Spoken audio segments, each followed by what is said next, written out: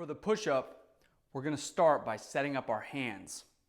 And just like with everything else, try to be consistent whenever you set up in the push-up. In other words, do it the same way each time. Now, with our hands, they're going to be shoulder width apart, not outside, not inside. They're also not going to be in front of our shoulders or behind them. Palms are going to be flat, and you're going to have your fingers spread out. This is going to give you a nice wide base. Once our hands are planted firmly on the ground, I'm going to tell you to either have your biceps forward or to screw your hands into the ground. When we do this, our hands aren't going to move. And it goes beyond just rotating our biceps forward. What we're actually doing is engaging our upper back. As you screw that bicep forward, it's going to allow you to rotate and screw that shoulder into your upper back. And it's going to allow us to use all that upper back musculature. Then we're going to move on to our feet and then work our way back in towards the torso and the hips to create a nice sound structure. So on the ground, hands are going to be shoulder width apart, palms are flat, fingers straight ahead and spread out. Remember, we don't want to have our hands outside shoulder width or inside or in front of or behind. From here, we're going to screw our hands into the ground without moving our hands. Okay, we're going to drive our biceps forward, engage our upper back, 1 foot back at a time.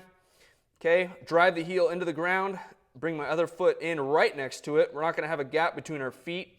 Drive the heels back, create that tension from the legs and feet all the way into the hips and torso. Squeeze your glutes together, squeeze the legs together to create tension throughout your hips and lower back.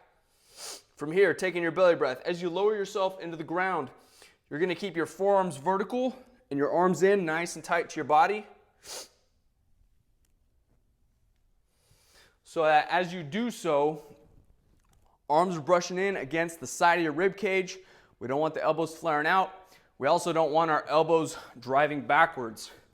Okay, this is a very common one as people are starting to learn this variation of the push-up. Try to let the elbows go backwards. We want to avoid that, and instead we want to keep our forearm nice and vertical. So we put all that pressure on our triceps and our upper back. And hey, if you're not able to get into this position safely or it causes pain right now as you continue to build up strength, I highly recommend using our elevated push-up variation, which we also have accessible in our exercise library for Resurgent Strength members. I'll show you from the front. Again, palms are going to be flat, fingers straight ahead and spread out, biceps forward, 1 foot back at a time, drive the heels back, squeeze the glutes, belly breath. Lower yourself under control, arms in nice and tight.